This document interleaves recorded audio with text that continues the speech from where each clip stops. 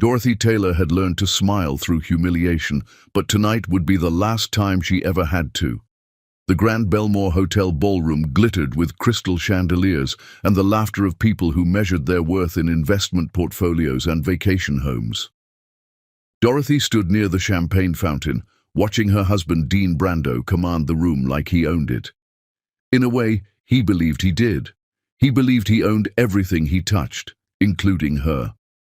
"Dean, darling, you must introduce me to your lovely wife," a woman in a silver gown cooed, her eyes scanning Dorothy's simple black coat with barely concealed disdain. Dean turned, his smile faltering for just a moment before he recovered. "My wife. Dorothy's just here for the free champagne."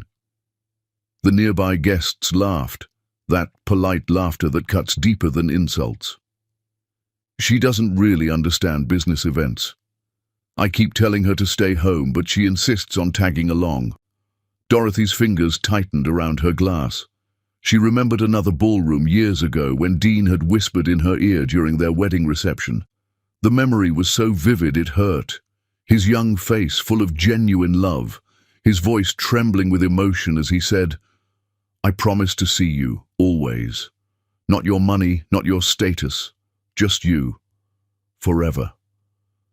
Forever had lasted exactly 7 years before it started dying. 3 more years had passed since then, and Dorothy had watched the death happen in slow motion, unable to stop it. "Dorothy contributes nothing to my success," Dean continued, his voice carrying across the marble floors. He had positioned himself near a group of investors, men in expensive suits who nodded along with his every word. "Everything you see, gentlemen, I built from nothing. My first startup, my expansion into real estate, my tech investments. All me. Some of us are born to build empires, others are just along for the ride." His mistress Amber laughed at his elbow. She was 26, blonde, and wearing a dress that cost more than most people's monthly rent. She touched Dean's arm with the familiarity of someone who had earned the right, and Dean didn't pull away. He never pulled away from Amber. Not at restaurants, not at business dinners, not even here. At a charity gala where his wife stood 15 feet away, Dorothy's hand moved to the zipper of her coat. Beneath the simple black fabric, she wore a dress of midnight blue silk, and around her neck, resting against her collarbone, was the celestial star. She had worn the coat to hide it, not from shame, but from habit. For 10 years of marriage, she had hidden so much of herself. She had made herself smaller, quieter, less, because Dean had seemed to need that from her. She had watched him transform from the man who loved her in their tiny apartment to the man who needed her to be nothing so he could feel like everything. Tonight, that ended. "Mr. Brando," one of the investors said, raising his glass, "to your continued success. It's rare to see someone build an empire so quickly. 5 years ago, you had one small business. Now you're operating in 6 states. Dean preened under the praise. "Hard work, gentlemen, vision, and knowing when to cut dead weight." His eyes flickered to Dorothy for just a second, making sure everyone understood his meaning. The room had gone quiet around them. People sensed something happening, that electric tension that precedes either disaster or revelation. Dorothy felt 200 pairs of eyes drift toward her as she reached for her coat zipper. "Dean," she said quietly. Her voice shouldn't have carried, but in the sudden silence it did. "Do you remember what you promised me on our wedding day?" Dean turned, irritation flashing across his face. "Dorothy, not now.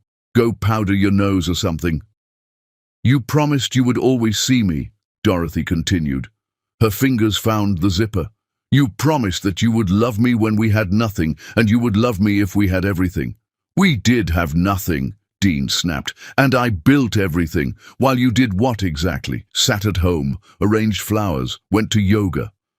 Dorothy pulled the zipper down. The coat fell open. The celestial star caught the chandelier light and transformed it into something otherworldly.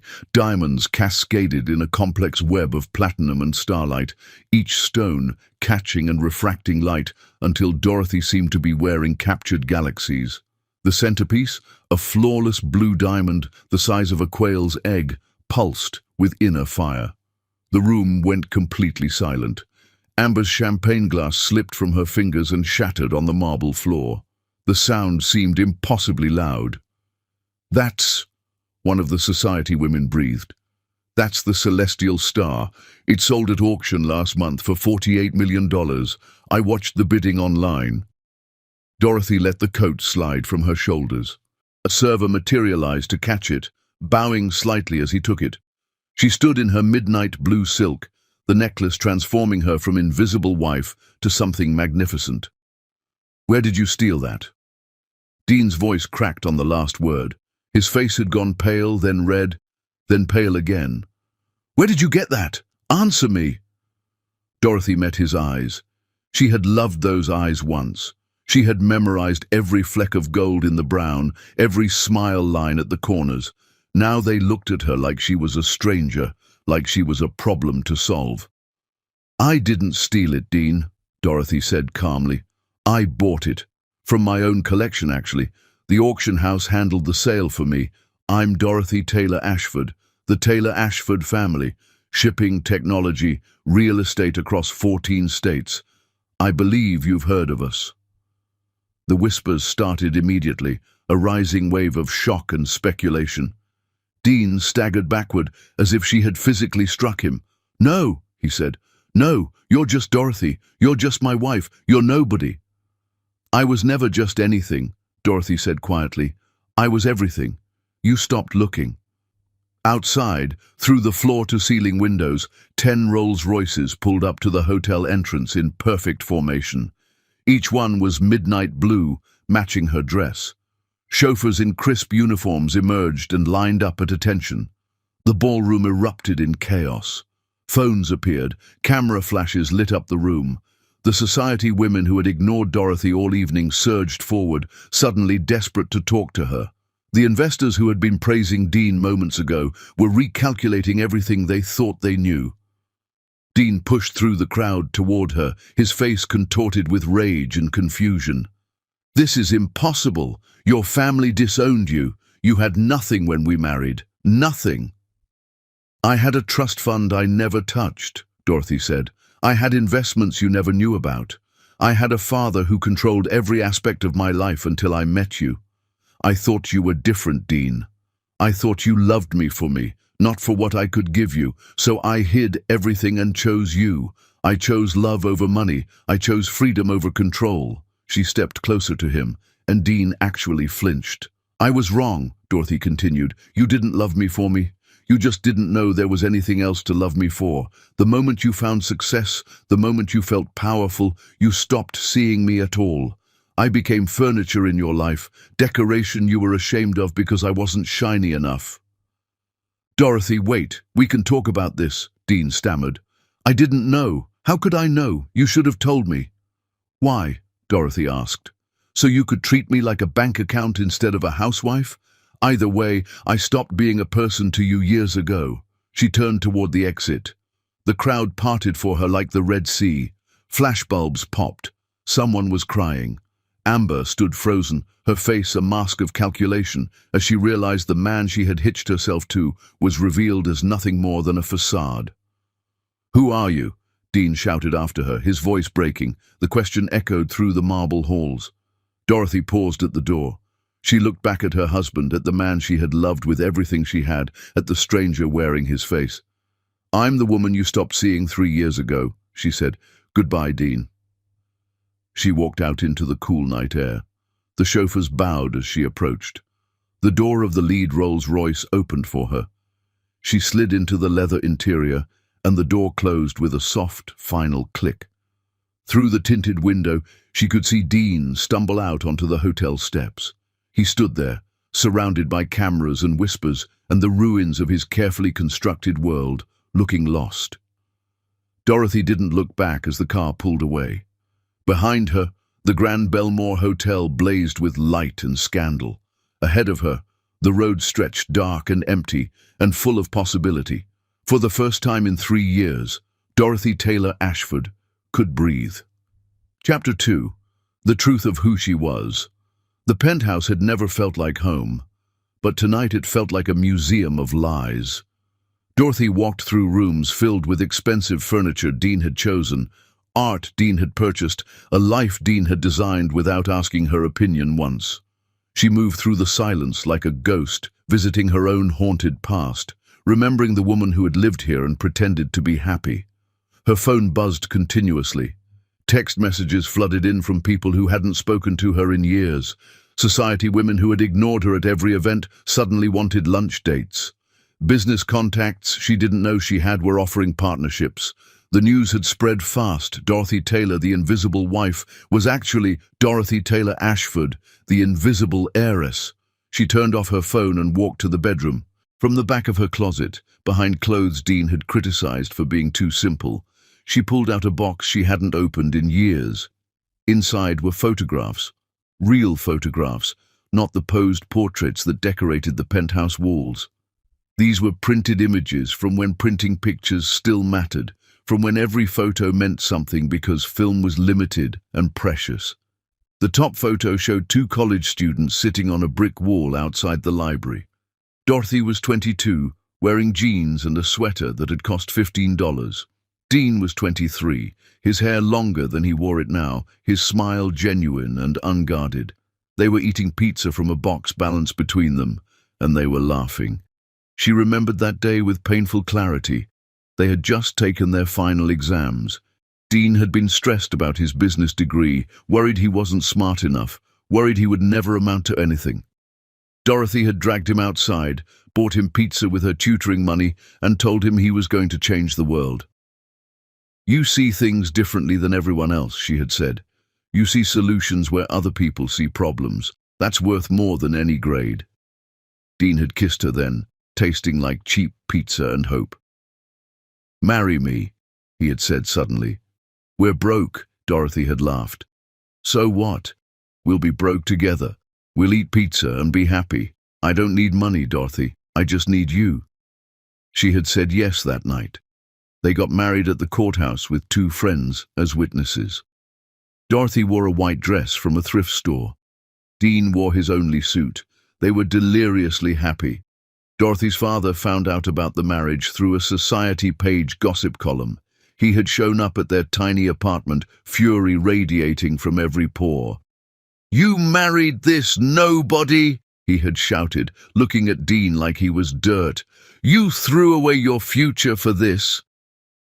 "I didn't throw anything away," Dorothy had said quietly. "I chose my own life." "Then you're no daughter of mine," her father had spat. "You want to play poor? Fine. You're cut off. No trust fund, no family money, no help. Let's see how long love lasts when you can't pay rent." He had left, slamming the door hard enough to rattle their cheap dishes. Dean had held Dorothy while she cried, promising her they would be fine, they would make it work. Love was enough. And it had been. For a while, it truly had been. Dorothy looked at the next photo. Their first apartment. One bedroom, a kitchen so small they could barely both fit in it, furniture from yard sales and hand-me-downs. They were standing in the doorway, Dean's arm around her waist, both of them grinning like they had won the lottery. She remembered coming home from her 2 tutoring jobs to find Dean asleep at the tiny kitchen table, his head on his laptop, surrounded by business plans and cold coffee. She would wake him gently, and he would smile at her like she was the only thing that mattered. "How was your day?" he would always ask. "Better now," she would always answer. They would make dinner together in their impossibly small kitchen, dancing to music from Dean's phone, eating pasta because it was cheap and filling. Dean would tell her about his business ideas, his voice full of passion and excitement, and Dorothy would believe every word because his belief was infectious. "I'm going to build something amazing," Dean would say. "And when I do, the first thing I'm buying you is that house you drew, remember? The one with the big windows and the garden?" Dorothy had sketched it on a napkin once, her dream home. Dean had kept that napkin in his wallet, carrying her dreams with him everywhere he went. Another photo. Dean's first business pitch. He was standing in front of a room full of investors, wearing a suit Dorothy had altered herself because they couldn't afford a tailor. He looked terrified and determined in equal measure. Dorothy had been in the audience, silently cheering him on. He had failed that pitch. The lead investor had laughed at him, actually laughed, and said, "You're nobody, kid. Come back when you have a real track record." Dean had walked out of that building destroyed. Dorothy had found him sitting on the curb outside, his head in his hands. She sat down beside him and took his hand. "You're not nobody," she had said fiercely. "You're Dean Brando, and you're going to prove them all wrong." "How do you know?" Dean had asked, his voice small and broken. "Because I know you. I see you, and you're extraordinary." Dean had kissed her then, hard and desperate and full of love. "I love you so much it scares me sometimes," he had whispered against her lips. "Then let it scare you," Dorothy had whispered back. "I'm not going anywhere." But something had changed that day. Dorothy could see it now, looking back with the clarity of hindsight.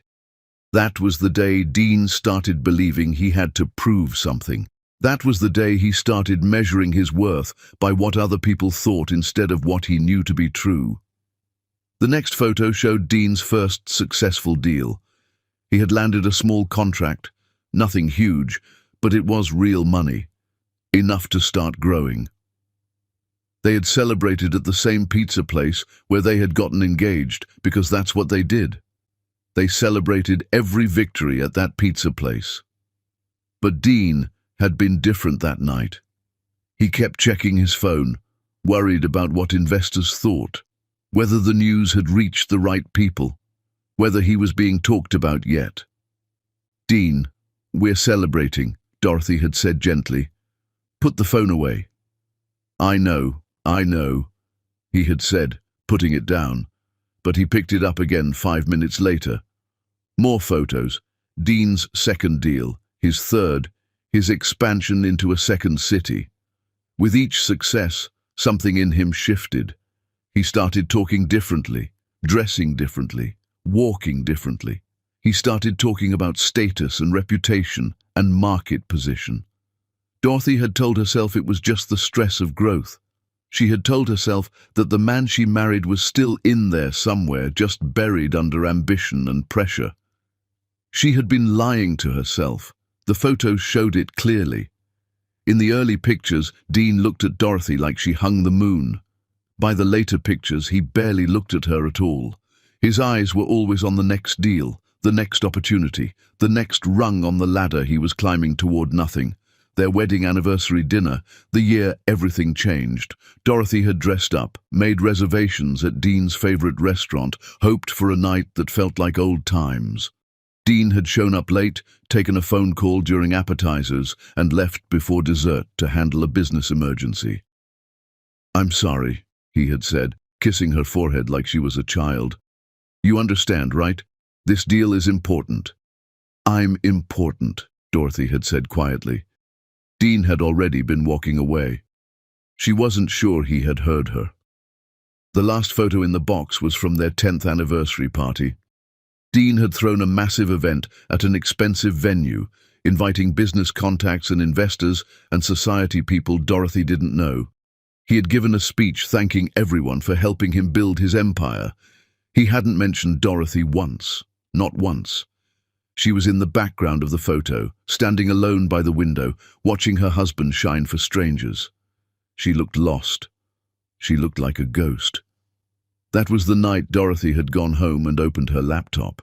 She had accessed accounts she hadn't touched since college, trust funds she had locked away, investments her mother had left her before she died. She had remembered who she was before she became Dean's wife, and she had started protecting him. Anonymously, carefully, she had invested in his business through shell companies. She had arranged partnerships through intermediaries. She had opened doors while letting him believe he was kicking them down himself, because she had loved him, because she had believed the real Dean was still in there somewhere, because she had been a fool. Dorothy closed the box of photographs and carried it to the living room. She sat on the expensive couch Dean had chosen and allowed herself to cry. Not for Dean. Not anymore. She cried for herself. For the woman in those early photos who had believed love was enough, who had given up everything to choose her own happiness and had ended up with nothing. Her phone, still silenced, lit up with a new message. Against her better judgment, Dorothy checked it. It was from Dean. "Please come home. We need to talk." I didn't know. How could I have known? Please. Dorothy stared at the message. Home. He still called the penthouse home, like it was a place they shared, like they were still a team. He didn't understand that home had stopped existing years ago. She typed back, "My lawyer will contact you tomorrow." Another message came through immediately. "Dorothy, please. Don't do this. I love you." She almost threw the phone. Instead, she took a screenshot of the message and sent it to her lawyer with a note. "Document everything. I want a complete record." Because Dean didn't love her. He loved the idea of controlling her, of keeping her small so he could feel big. And now that he knew who she really was, he loved the idea of having access to her money and power. But he had never loved her, not the real her. He had loved the version of her that asked nothing and expected less. Dorothy picked up the box of photographs one last time. She looked at the young couple eating pizza and laughing, and she whispered, "I'm sorry I couldn't protect you better." Then she carried the box to the fireplace, turned on the gas flame, and fed the photographs to the fire, one by one. She watched Dean's smiling face curl and blacken. She watched their tiny apartment burn. She watched their dreams turn to ash. When the box was empty and the fire was full of ashes, Dorothy stood up. She walked to the window and looked out at the city lights. Somewhere out there, Dean was panicking. Somewhere out there, the society people were gossiping. Somewhere out there, her father was probably reading about her on the news and regretting every word he had said. Dorothy didn't care about any of it. She cared about one thing only. She was finally free. Her phone buzzed one more time, a number she didn't recognize. The message read, "I saw what happened tonight at the gala. I was the man sitting alone at table 17. I know you don't know me, but I know what you're going through. When you're ready to talk to someone who understands, call me. No pressure, no agenda, just someone who's been where you are. James Rothwell." Dorothy stared at the message. She didn't know a James Rothwell. She didn't know anyone at table 17, but something about the message felt genuine in a way nothing else had in years. She saved the number and turned off her phone. Tomorrow would bring lawyers and divorce papers and the systematic dismantling of everything she had built with Dean. Tonight, she just wanted to sit in the silence and remember how to be herself again. Outside, the city lights glittered like false promises. Inside, Dorothy sat in the darkness and felt, for the first time in years, like she might survive this after all. Chapter 3. The Fall from Grace. Dean Brando had never understood the concept of rock bottom until he was living in it. The apartment was small, smaller than the first place he had shared with Dorothy all those years ago, but without any of the charm or hope. It was a furnished rental in a neighborhood he would have sneered at last month, with thin walls and a kitchen that smelled like the previous tenant's cooking. He sat on the worn couch and stared at the stack of papers his lawyer had just delivered. Divorce papers, asset division requests, a restraining order preventing him from contacting Dorothy except through legal representation. How did this happen? He asked the empty room. But he knew. He had watched the video clips from the gala 100 times, watched himself mock his wife while she stood there taking it, watched her reveal who she really was, watched his entire world implode in real time. The internet had been merciless. The videos had gone viral. Everyone had an opinion about the arrogant husband who had humiliated his billionaire heiress wife. The comments were brutal. He really thought he was the prize. Imagine being that blind. She's better off without him. But worse than the internet's judgment was the silence from everyone who had called themselves his friends. His phone used to buzz constantly with lunch invitations, golf outings, networking opportunities. Now it sat silent on the coffee table, a dead weight of irrelevance. His business partners had called an emergency meeting yesterday. Dean had arrived expecting support, maybe even sympathy. Instead, he had walked into an ambush. "We need to talk about the company's direction," Marcus, his lead investor, had said without preamble. "We've done some digging, Dean. It's interesting. every major deal you've closed, every expansion that succeeded, every partnership that materialized, they all have one thing in common. Dean's stomach had dropped. What are you talking about? They all connect back to Taylor Ashford Holdings, Marcus had continued, sliding a folder across the table. Shell companies, anonymous investors, mysterious partnerships. It was all her, Dean. Your wife built your empire, and you never even knew it. The folder had contained proof, transaction records, corporate filings, investment documents. Dorothy's fingerprints were everywhere, carefully hidden but undeniable once you knew to look. She had been the ghost in his machine, the invisible hand guiding his success, and he had taken all the credit while treating her like she was worthless. So here's the situation, Marcus had said, his voice cold. We invested in Dean Brando, the self-made success story. Turns out that was fiction. The real power was always your wife, and from what we're seeing online, you've thoroughly burned that bridge. So why exactly should we keep funding you? Dean had stammered, tried to explain, tried to salvage something, but there was nothing to salvage. By the end of the meeting, Marcus and two other major investors had pulled out. Dean's business empire, the thing he had sacrificed his marriage to build, was collapsing faster than he could comprehend. He had called his lawyer in a panic. Sue her. She can't just destroy my business like this. There has to be something we can do. His lawyer had sighed. Mr. Brando, she hasn't done anything illegal. Your investors made their own choices. Your business partners are making their own decisions. Mrs. Taylor Ashford hasn't issued a single statement about you or your business. She's been completely silent. That was somehow worse. Dorothy wasn't even fighting him. She had simply removed herself from his life, and the house of cards he had built came tumbling down on its own. Dean's country club membership had been suspended pending review. His reservation at his favorite restaurant had been mysteriously lost. The society people who had hung on his every word now looked through him like he was invisible. He had become what he had always feared most, nobody. His bank account was dwindling fast, the penthouse he could no longer afford. The car lease was up for cancellation, the lifestyle he had built was vanishing like morning fog, and beneath it was just Dean, alone with the man he had become. A knock on the door startled him. He wasn't expecting anyone. Nobody knew where he was living except his lawyer and his younger brother. Dean opened the door to find his mother standing there, her face set in lines of disappointment he remembered from childhood. "Hi, Ma," he said quietly.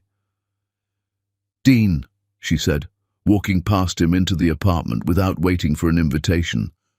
She looked around at the sparse space, the divorce papers on the coffee table, the half-empty bottle of whiskey he had bought yesterday and hadn't opened yet. Her expression softened slightly, but only slightly. "I raised you better than this." "I know," Dean said, closing the door. His mother sat on the couch, picked up the divorce papers and scanned them quickly. "She's not even asking for alimony. She's offering to let you keep everything you earned. Do you understand what that means?" Dean nodded miserably. It meant Dorothy didn't need anything from him. It meant she wanted nothing to do with him. It meant the final door was closing. "Do you know what your father would say if he were still alive?" his mother asked. "That I'm a disappointment," Dean answered. "No," his mother said sharply. "He would say that you forgot where you came from. Your father worked in a factory his entire life. He came home every night with his hands dirty and his back aching. And you know what he taught you? That a man's worth isn't what he owns, it's how he treats people, especially the people he loves." Dean felt tears burning his eyes. "I messed up, Ma. I messed up so bad." "Yes, you did," his mother agreed. "That girl loved you with everything she had. I saw it at your wedding. I saw it every time she looked at you. And you threw it away chasing something that was never real." "I thought I needed to be someone," Dean said, his voice breaking. "I thought I needed to prove myself." "To who?" his mother demanded. "To investors? To country club snobs? To people who don't give a damn about you? Dean, you were already someone. You were Dorothy's husband. You were a good man building a good life. That should have been enough." It wasn't enough for me, Dean whispered. His mother stood up, her face hard again. Then you need to figure out why, because until you do, you'll never be enough for yourself, and you'll keep hurting everyone who loves you. She walked to the door, paused, and looked back at him. Dorothy deserves better than what you gave her. I hope someday you become the kind of man who deserves better too. But that's on you now, not her. After she left, Dean sat in the silence of his cheap apartment and let himself feel the full weight of what he had lost. Not the money, or the status, or the business. Those things had never been real anyway. He had lost Dorothy. He had lost the only person who had ever loved him for who he actually was, and he had lost her by forgetting who he actually was. His phone buzzed. A text from his younger brother Carlos. I heard about Ma's visit. You need anything? Dean typed back. I need to figure out how I became this person. Carlos replied, then maybe it's time to start over. Like really start over. Remember who you were before you got rich. Dean looked around his apartment. He had no more investors, no more fancy dinners, no more people pretending to be his friends because he was useful. He was broke, disgraced, and alone. He was nobody. Maybe that was what he needed to be. The next morning, Dean stood outside a factory on the industrial side of town. It was the same factory where he had worked part-time during college, hauling boxes and operating machinery for minimum wage. He had sworn he would never go back to a place like this, that he was meant for bigger things. Now he walked through the doors and asked if they were hiring. The manager looked at him skeptically. Aren't you that guy from the news, the one whose billionaire wife left him? Dean's face burned. Yeah, that's me. Why would someone like you want to work here? Because I need to remember what real work feels like, Dean said honestly. I need to remember who I was before I became someone I'm not proud of. The manager studied him for a long moment, then shrugged. Night shift, warehouse work. It's hard, it's honest, and it pays by the hour. You think you can handle that? Yes, Dean said. I can handle that. He started that night. The work was exactly as hard as he remembered, maybe harder, because he had spent years in air-conditioned offices and soft chairs. His hands ached, his back screamed, his co-workers recognized him and whispered behind his back. But something shifted in Dean that first night. As he lifted boxes and moved inventory and felt his muscles remember what labor actually meant, he started to understand something he had forgotten. This work mattered. These people mattered. The man he used to be, before the desperation for status consumed him, had known that. During his lunch break, Dean sat on a loading dock and pulled out his phone. He scrolled through old photos until he found one from his wedding day. Dorothy was laughing at something, her face radiant with joy, her dress from a thrift store, but her happiness worth more than any designer label. And Dean, young and broke and full of genuine love, was looking at her like she was the only thing in the world that mattered. Who was that guy? Dean whispered to the photo. How do I find him again? A co-worker sat down next to him. Older guy, maybe 60, with the weathered hands of someone who had worked hard his entire life. Rough night? Rough life, Dean admitted. The co-worker nodded. I saw the videos. You really screwed up, huh? Completely, Dean said. You gonna try to win her back? Dean thought about it. He thought about Dorothy's face at the gala, the way she had looked at him with such calm, final disappointment. He thought about the divorce papers sitting on his coffee table. He thought about everything he had destroyed. No, he said finally. I think I need to figure out how to win myself back first. The co-worker smiled. Smart man. That's the only person worth fighting for anyway. Dean finished his shift and went home as the sun rose. He was exhausted, physically and emotionally, but he felt something he hadn't felt in years. Clarity. He had a long way to go. He had become someone terrible, someone he didn't recognize, and undoing that damage would take time and work and painful honesty. But for the first time since the gala, Dean felt like maybe, eventually, he could look at himself in the mirror without feeling disgust. Not for Dorothy, not to win her back, but because he owed it to himself to become someone worth respecting. He pulled out his phone and searched for therapists who offered sliding scale fees. He found one who had evening appointments that would fit around his factory schedule. He booked the first session and sent the confirmation to Carlos with a simple message: "Starting over." Carlos replied immediately, "Proud of you, man. One step at a time." Dean put the phone down and looked at the divorce papers still sitting on his coffee table. He picked them up, read through them one more time, and then did something he should have done weeks ago. He signed them. Not because he wanted the divorce, but because Dorothy deserved to be free of him. She deserved to move forward without the weight of his failures dragging her down, and he deserved to rebuild himself without using her as a crutch or an excuse. He put the signed papers in an envelope, addressed it to her lawyer, and walked to the post office as the city woke up around him. When he dropped the envelope in the mailbox, it felt like closing a door on the worst version of himself. Now he just had to figure out who was on the other side. Chapter 4. The Coffee Shop. 3 months of silence can feel like an eternity or a heartbeat, depending on what you're healing from. Dorothy had spent those months in a space between grief and liberation. She had signed the divorce papers without hesitation, divided assets with clinical precision, and dismantled a marriage as methodically as one might disassemble furniture. But dismantling a marriage wasn't the same as healing from one, and the empty spaces in her life echoed louder than she had expected. She woke up in her new apartment, smaller than the penthouse but entirely hers, filled with things she had chosen, decorated in colors she actually liked. No more white and grey minimalism that Dean had insisted was sophisticated.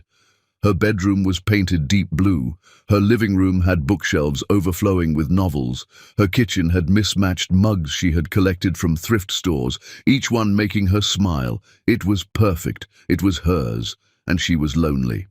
Her phone buzzed, a text from her lawyer: "Divorce finalized. It's done, Dorothy. You're officially free." Free. The word should have felt victorious. Instead, it felt hollow.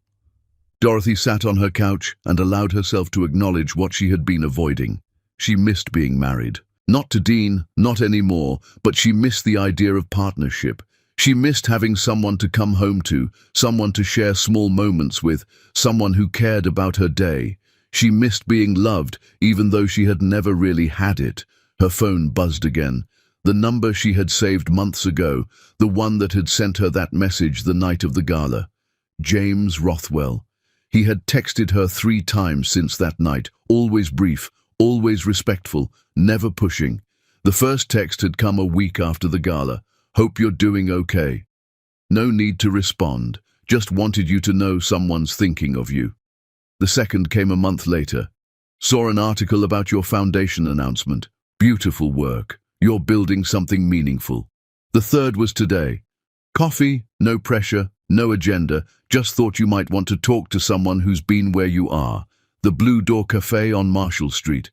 I'll be there at 10 tomorrow. If you come, great. If not, no hard feelings. James." Dorothy stared at the message. She didn't know this man. She didn't know what he wanted. But something about his messages felt genuine, patient, respectful. And she was so tired of being alone with her thoughts. She typed back, "I'll be there." The Blue Door Cafe was a small place tucked between a bookstore and a flower shop, the kind of neighborhood spot that survived on regulars and locals rather than Instagram tourists. Dorothy arrived at 10 exactly, nervous in a way she hadn't felt in years. James Rothwell sat at a corner table by the window. He was older than she expected, maybe late 50s, with silver hair and kind eyes that crinkled at the corners. He wore jeans and a simple sweater, nothing flashy, nothing designed to impress. When he saw her, he stood up and smiled, and the smile reached his eyes. "Dorothy," he said, extending his hand. "Thank you for coming. I know it was a gamble meeting a stranger." "A calculated gamble," Dorothy said, shaking his hand. His grip was warm and firm, not trying to prove anything. "I looked you up. You own the Rothwell hotel chain. Impressive. I've been lucky, James said, gesturing to the seat across from him. And I've made enough mistakes to fill several lifetimes. Coffee? They make an excellent cappuccino here. They ordered coffee, and for the first few minutes, made small talk about the cafe, the neighborhood, the weather. Then James set down his cup and looked at her directly. I should probably explain why I texted you, he said. I was at the gala that night. Table 17, like I said. I saw what your husband did. I saw you walk out with more grace than most people could manage, and I recognized something in your face. What did you recognize? Dorothy asked quietly. The look of someone who just realized they've been living a lie, James said. I had that same look once. My wife, my ex-wife now, she was the one who called me out on it. We were at a business dinner, much like your gala. I was holding court, talking about my success, my vision, my accomplishments, and she just stood up in the middle of my speech and left. Dorothy leaned forward. What did you do? I followed her, furious, James said. I demanded to know what her problem was, and she looked at me and said something I'll never forget. Your problem isn't that you forgot about me. It's that you forgot about you. The man I married cared about building something meaningful. The man you've become only cares about being seen. She filed for divorce the next week. Did you fight it? Dorothy asked. I tried, James admitted. I was angry, defensive, convinced she was wrong. I spent 6 months fighting the divorce, trying to prove she was the problem, not me. And then one night I was alone in my penthouse, surrounded by expensive things I didn't care about, and I realized she was right. I had become someone I didn't recognize, someone I didn't even like. What did you do? I signed the papers, James said. I went to therapy. I took a year off from work and traveled, not to luxury resorts, but to small towns and villages where nobody knew my name. I volunteered. I helped build houses. I taught English to kids in a small school in Costa Rica. I remembered what it felt like to be human instead of a brand. Dorothy felt tears prickling her eyes. Did you ever talk to your ex-wife again? Yes, James said. Years later. She had remarried by then, had a child, looked genuinely happy. I thanked her for having the courage to leave me. She said something I think about all the time. I didn't leave you to hurt you. I left you so you could find yourself again. And I left me so I could remember what love actually feels like. A tear escaped down Dorothy's cheek. She wiped it away quickly, but James saw. Sorry, she said. I thought I was done crying about this. Grief doesn't work on a schedule, James said gently. It shows up when it needs to. There's no shame in that. They sat in comfortable silence for a moment. Then Dorothy said, Why did you reach out to me? What do you want? Honestly, James said, I don't want anything.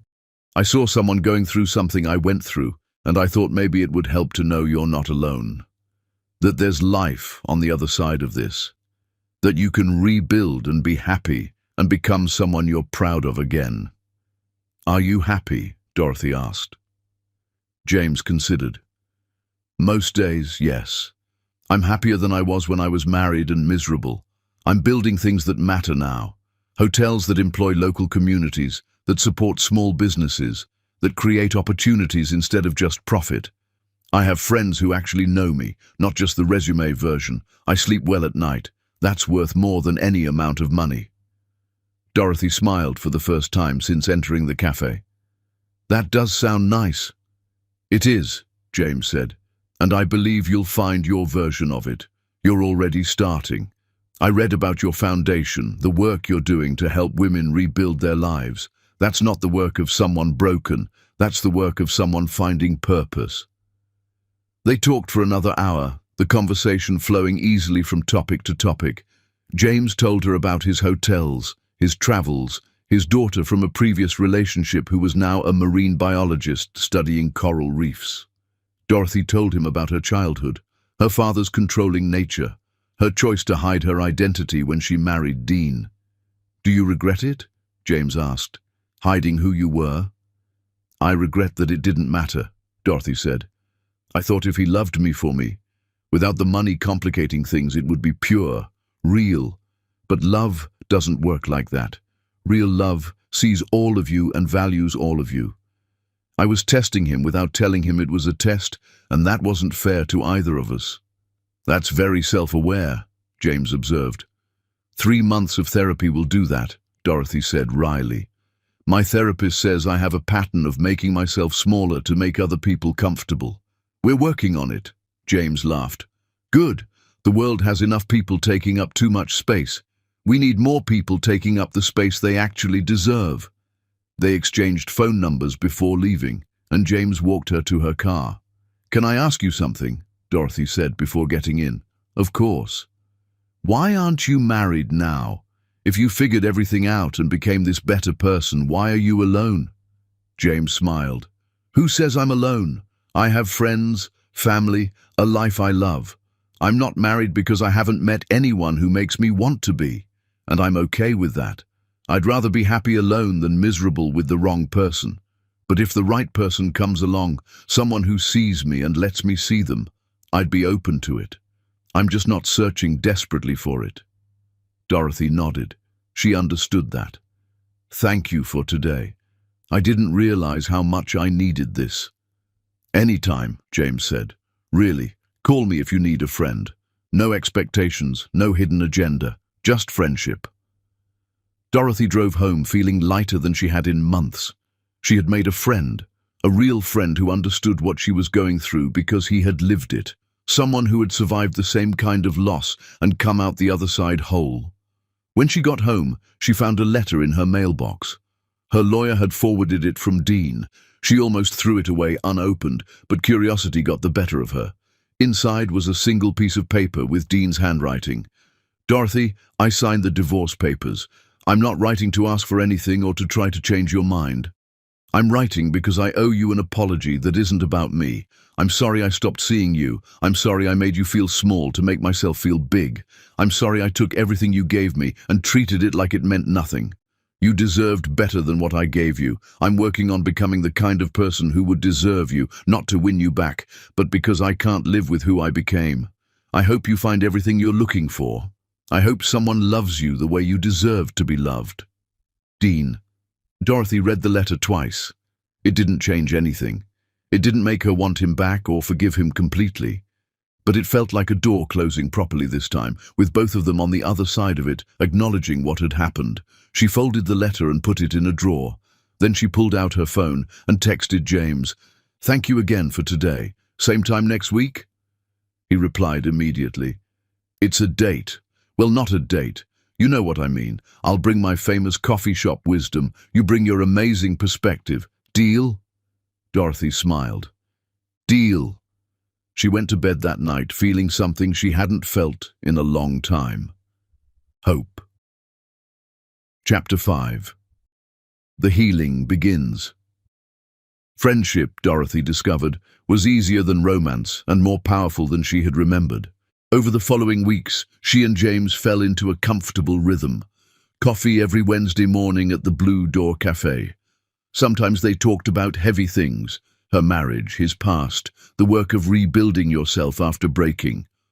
Other times they talked about nothing important at all, books they were reading, shows they were watching, debates about whether pineapple belonged on pizza. James never pushed. He never asked invasive questions. He simply listened when she needed to talk and filled the silence with easy conversation when she didn't. It was the most uncomplicated relationship Dorothy had ever had with a man, and she treasured it.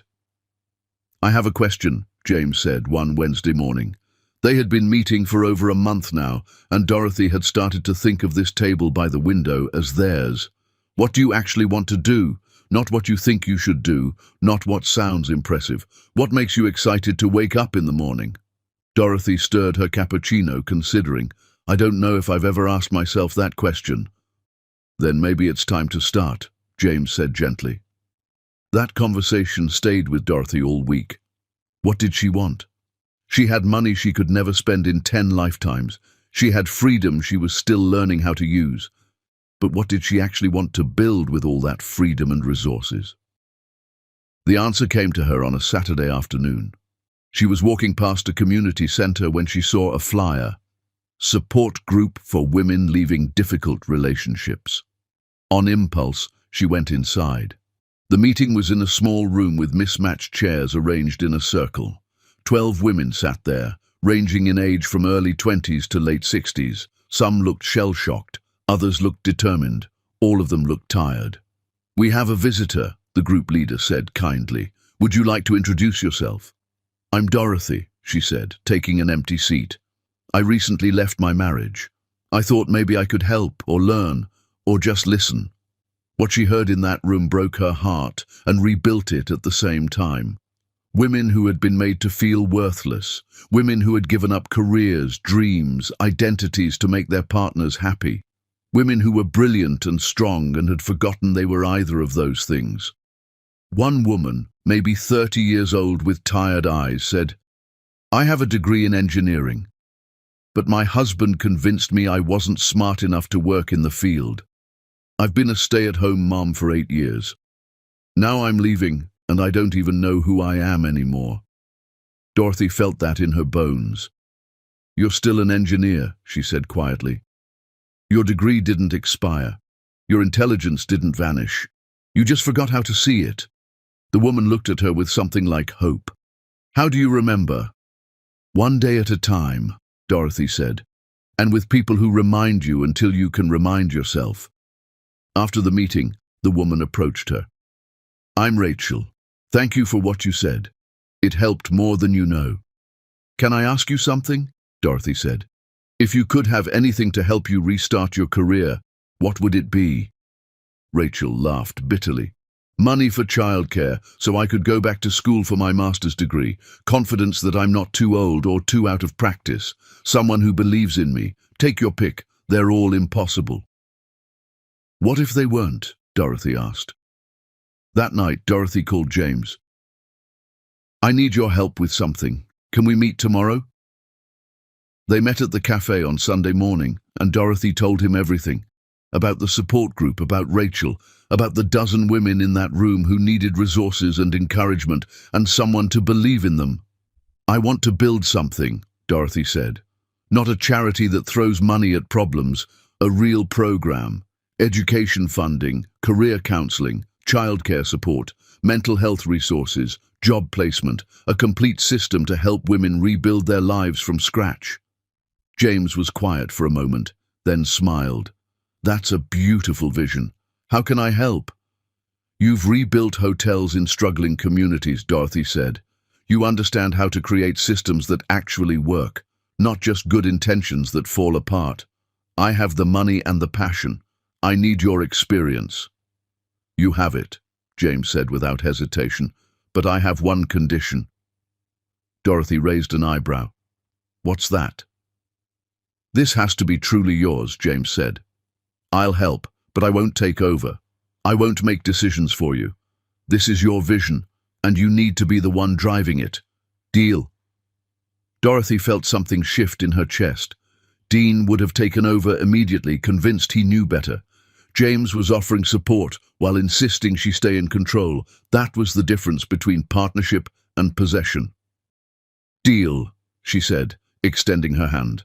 James shook it, and they both started laughing at the formality. Over the next few weeks, they worked together on the foundation. James introduced her to architects, community organizers, and people who had built successful programs. Dorothy met with lawyers, accountants, and social workers to understand the needs and the gaps in existing services. She went back to the support group every week, not as a donor, but as a participant. She listened to stories. She learned what these women actually needed versus what people assumed they needed. She built trust. Rachel became the first recipient of the Foundation's education program. Dorothy funded her master's degree, arranged childcare, and connected her with a mentor in her field. Watching Rachel's face light up when she enrolled in classes was worth more than any business success Dorothy had ever achieved.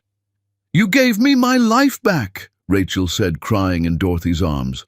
"No," Dorothy corrected gently. "You gave yourself your life back. I just helped with the logistics."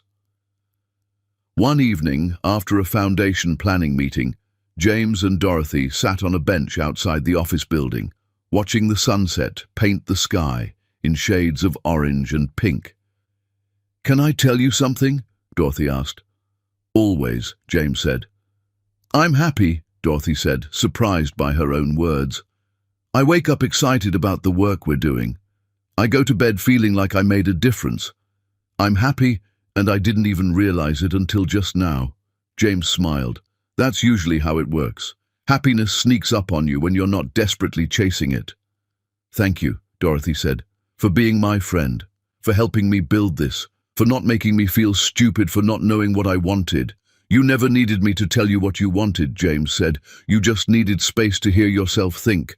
I'm honored you let me be part of this journey." They sat in comfortable silence for a while. Then James said, "I have a confession to make." Dorothy's heart skipped. "Okay?" "I'm falling in love with you," James said quietly. "Not in a desperate, possessive way. Just in the way you fall for someone when you realize they make everything better just by being themselves. But I need you to know something important. I'm not telling you this because I expect anything. I'm telling you because I promised myself I'd never hide how I feel from someone I care about again. If you want to stay friends, we stay friends. If you need space, I'll give you space. Your happiness matters more to me than my feelings." Dorothy's breath caught. She looked at James, really looked at him. This man who had shown her what respect looked like. This man who had supported her vision without trying to control it. This man who was confessing his feelings while simultaneously releasing any claim on her response. "I don't know what I feel," Dorothy said honestly.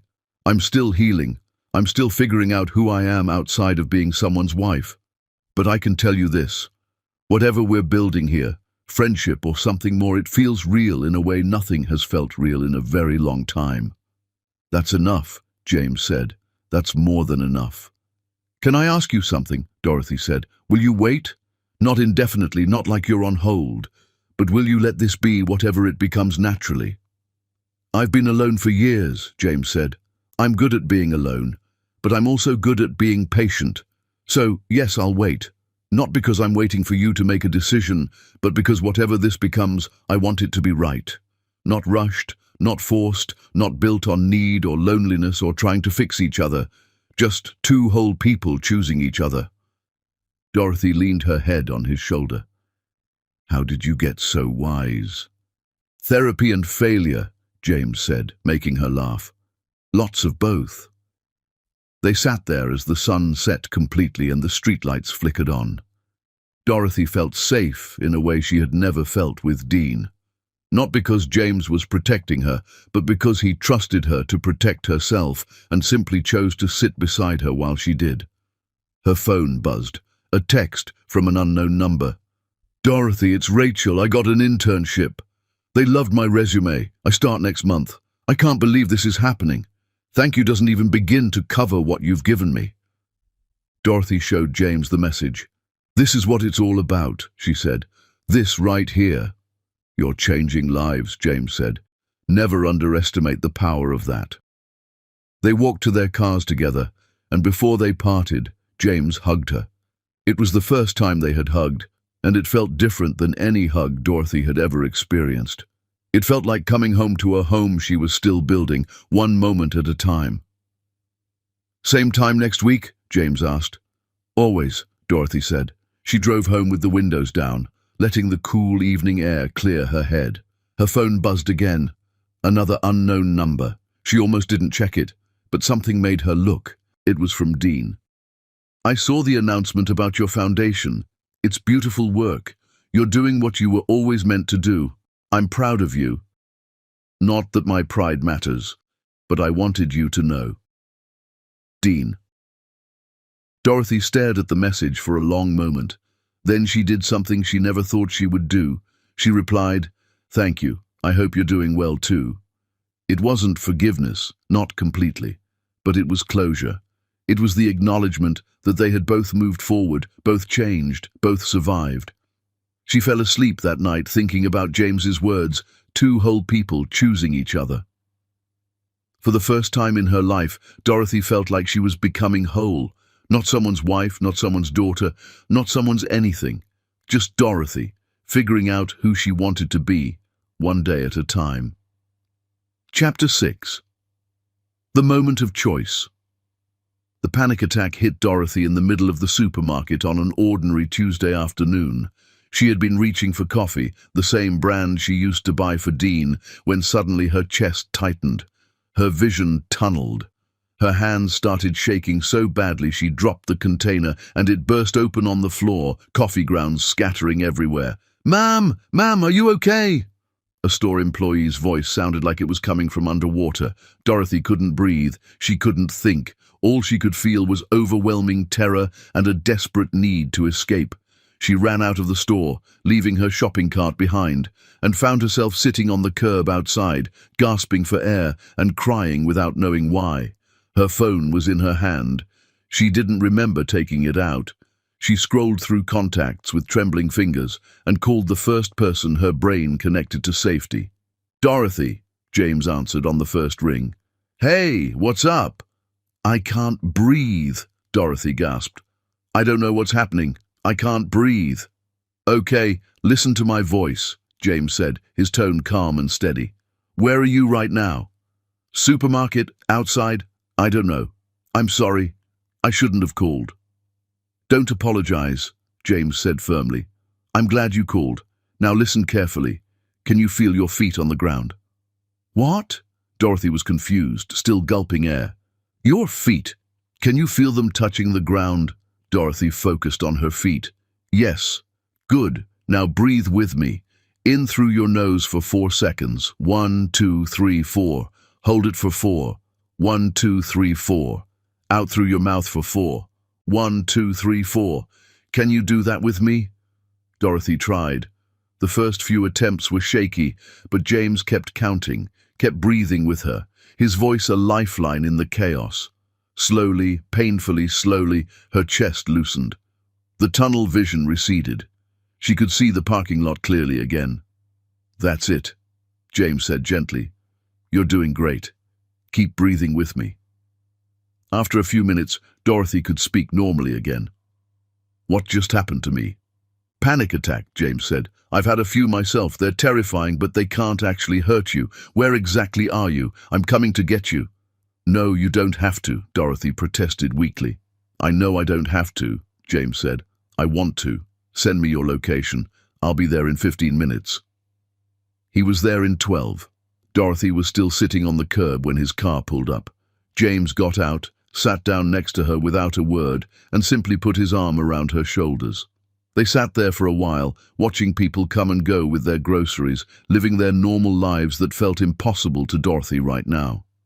"I thought I was fine," Dorothy finally said. "I thought I was healing. I thought I was moving forward." "You are," James said. "Healing isn't linear. It's messy and complicated, and sometimes you're fine for weeks, and then you're sitting on a curb outside a supermarket having a breakdown. That doesn't mean you're failing. It means you're human." "I don't want to be this broken," Dorothy whispered. "You're not broken," James said firmly. "You're processing trauma. There's a difference. Your nervous system is trying to protect you from hurt that already happened. It's actually a sign that you're feeling safe enough to finally let the emotions out." Dorothy leaned against him. "How do you know all this?" "Therapy," James said. "Years of it after my divorce. My therapist explained that when you're in survival mode, you don't have time to process emotions. You just react and cope and keep going.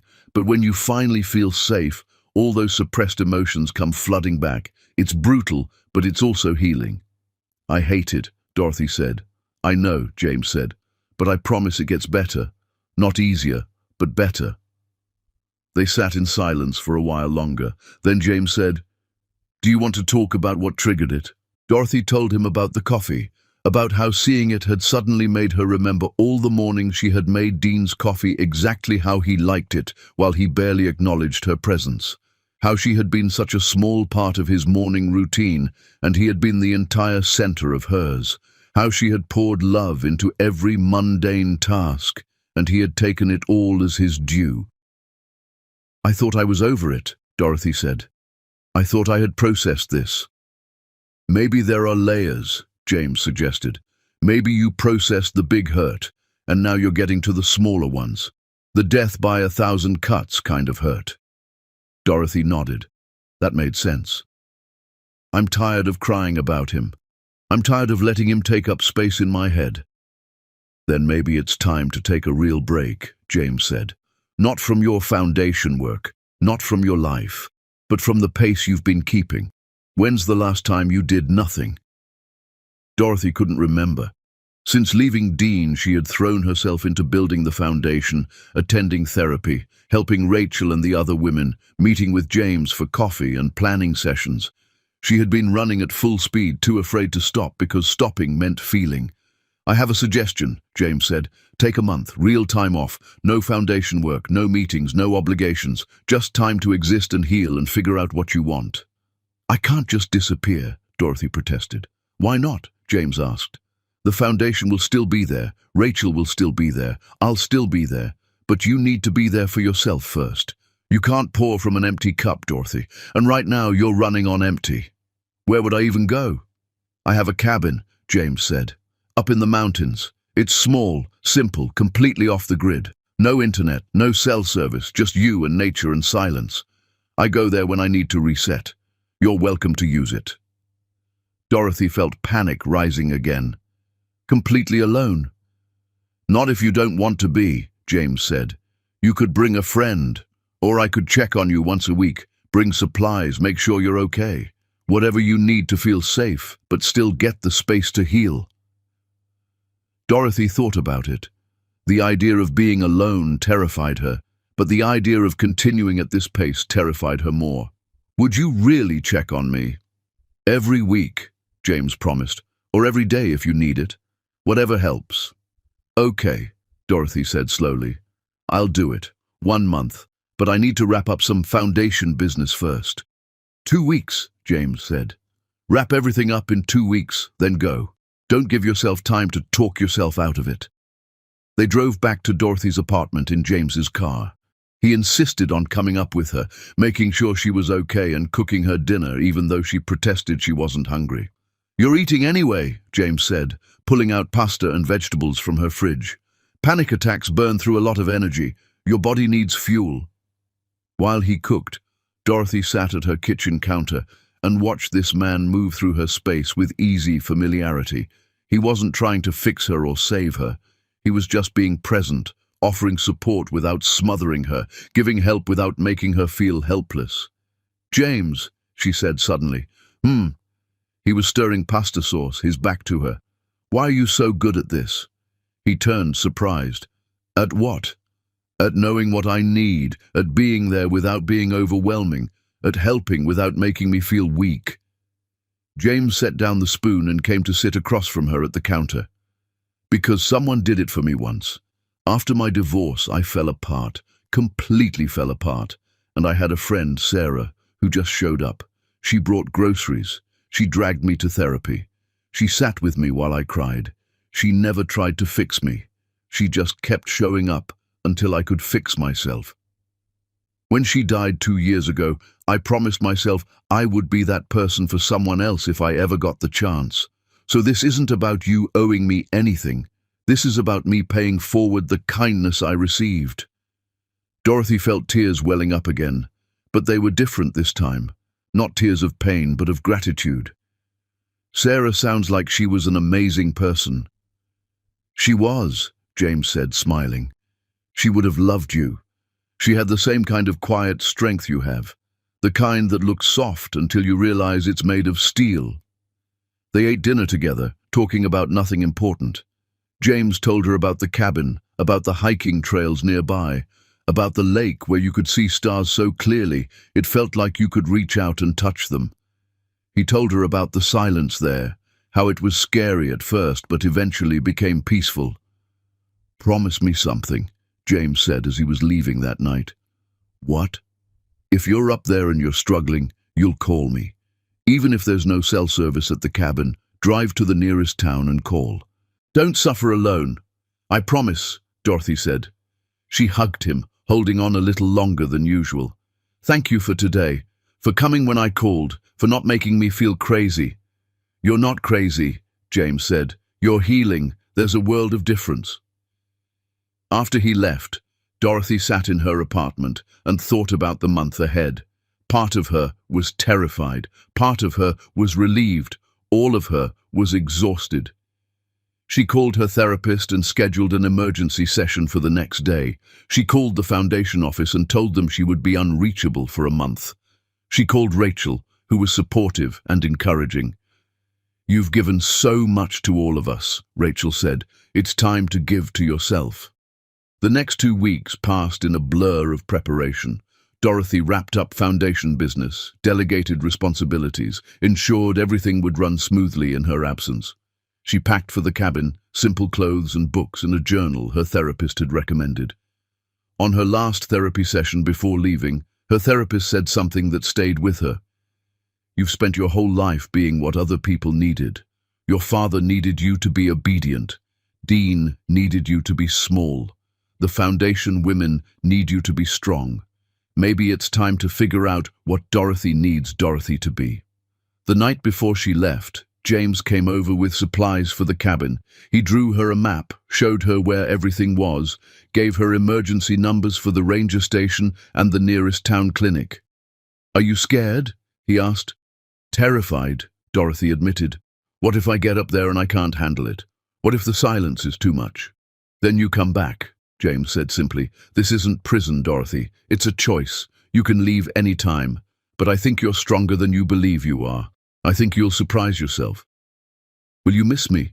Dorothy asked, then immediately felt stupid for asking. But James just smiled. "Every day. But I'll be happy knowing you're taking care of yourself. That's more important than my missing you." The next morning, Dorothy packed her car and drove toward the mountains. In her rearview mirror, the city grew smaller and smaller. In front of her, the road stretched empty and full of possibility. She was alone, truly alone, for the first time in her adult life, and while that terrified her, it also felt like freedom. Chapter 7. The Awakening. The cabin was exactly as James had described, small, simple, and surrounded by silence, so profound it felt like a physical presence. Dorothy stood on the wooden porch for a long time before going inside, just listening. Birds sang. Wind moved through pine trees. A stream gurgled somewhere nearby. There were no car horns, no sirens, no human voices, just nature breathing its ancient rhythm. Inside, the cabin was one large room with a loft bed, a small kitchen, a wood stove, and floor-to-ceiling windows overlooking the forest. It was rustic but clean, with touches that spoke of James's presence. Books on a shelf, firewood stacked neatly by the stove, a note on the table. "Dorothy, welcome to my favorite place on earth. The wood stove is temperamental but responds well to patience. The hiking trail behind the cabin leads to the lake about an hour's walk. The nearest town is 40 minutes east if you need anything. But mostly, I hope you don't need anything except this silence. Remember, healing isn't pretty, it isn't linear, and it isn't fast. Be patient with yourself. I'll check on you next week. James." Dorothy smiled at the note, then felt tears starting again. She had cried more in the past few months than in the previous 10 years combined. She was exhausted by her own emotions. The first few days were harder than she expected. The silence that had seemed peaceful at first became oppressive. Her thoughts were too loud. She kept reaching for her phone, forgetting there was no service. She started conversations with herself, then stopped, feeling foolish. She cleaned the cabin compulsively. She reorganized the books. She chopped firewood until her hands blistered. She did anything to avoid sitting still, because sitting still meant thinking, and thinking led to feeling. On the fourth night, Dorothy lit the wood stove and sat in front of it with the journal her therapist had given her. She had been avoiding it, afraid of what she might write if she was truly honest. "Just start," she told herself. "Start anywhere." She wrote, "I am angry." Once she started, she couldn't stop. The words poured out in messy handwriting, stream of consciousness honesty she had never allowed herself. She was angry at Dean for wasting 10 years of her life. She was angry at herself for allowing it. She was angry at her father for making her believe love was control. She was angry at a world that told her to be small, be grateful, be quiet, be less. She wrote pages and pages, her hand cramping, tears falling onto the paper and smearing the ink. She wrote until she was empty, until there were no more words, until the anger had somewhere to live outside her chest. When she finished, dawn was breaking outside. She had written through the entire night. Dorothy felt hollowed out but somehow lighter, like lancing a wound and finally letting the poison drain. She slept until afternoon, then woke feeling different, clearer. She made breakfast, or maybe it was lunch, and ate it slowly on the porch, actually tasting the food instead of just consuming it. The week passed in a rhythm that gradually became comfortable. She hiked every morning, pushing her body until she was too tired to think. She spent afternoons reading or just sitting on the porch, watching the forest. She journaled every evening, peeling back layers of herself she had buried for so long. She wrote about her mother, who had died when Dorothy was 16, how she had been gentle and kind, everything Dorothy's father wasn't, how she had tried to protect Dorothy from his controlling nature but hadn't lived long enough to finish the job. She wrote about college, about meeting Dean, about the intoxication of first love, how pure it had felt, how right. She wrote about the slow death of her marriage, about all the small moments when she should have spoken up but didn't, about how she had made herself an accomplice in her own erasure. And she wrote about James, about how terrifying it was to feel something real again, about how she didn't trust herself to know the difference between love and need, between genuine connection and desperate grasping for safety. On the 7th day, she heard a car approaching. James appeared with bags of groceries and that familiar easy smile. "You're still here," he said. "I had odds with myself you'd last 3 days." "I wanted to leave on day 2, Dorothy admitted, helping him carry bags inside. "But something made me stay." They unpacked groceries together, and James made them lunch while Dorothy told him about the week, about the silence becoming bearable, about the journaling, about the anger she had finally let herself feel. "Anger is important," James said. "People act like it's a negative emotion, but sometimes anger is what teaches you to set boundaries. Sometimes anger is what tells you that you deserved better." "I'm tired of being angry," Dorothy said. "Then maybe you're moving through it," James suggested. "Anger is usually a phase of grief. Once you acknowledge it, once you let yourself really feel it, you can start letting it go." They sat on the porch after lunch, drinking coffee and watching birds. It felt easy, natural, like they had been doing this for years instead of months. "Can I ask you something?" Dorothy said. "Always. That night I called you, having the panic attack. How did you know exactly what to do?" James was quiet for a moment. "After Sarah died, I fell apart again. Different than the divorce, but just as complete. I had panic attacks for months. Couldn't leave my house, couldn't function. A therapist taught me that breathing technique, and it saved my life. So when you called, I just did for you what someone once did for me." "You've lost a lot," Dorothy observed. "I have," James agreed. "But I've also gained a lot. Perspective mostly. Understanding that loss is part of living, not something to be avoided at all costs. The worst thing that can happen to you is losing someone you love. The second worst thing is never loving anyone enough to risk that loss." Dorothy turned to look at him, really look at him. This man who had shown up for her consistently, who asked nothing, who offered everything freely. This man who was honest about his feelings but didn't weaponize them. This man who was unlike anyone she had ever known. "I think I'm falling in love with you," she said. James's eyes widened. "Dorothy." "Wait, let me finish," she said. "I'm terrified to say it. I'm terrified because I don't trust my own judgment anymore. But I also know that I've never felt this safe with anyone. I've never felt this seen. You don't need me to be anything except who I am, and that's either love or the closest thing to it I've ever experienced." James took her hand. "Can I tell you what I think? Please." "I think you're healing," James said gently. "I think you're discovering who you are outside of being someone's anything. And I think that's beautiful and important and necessary. But I also think it would be easy to confuse gratitude with love or safety with romance. I don't want to be your next chapter before you've finished writing this one."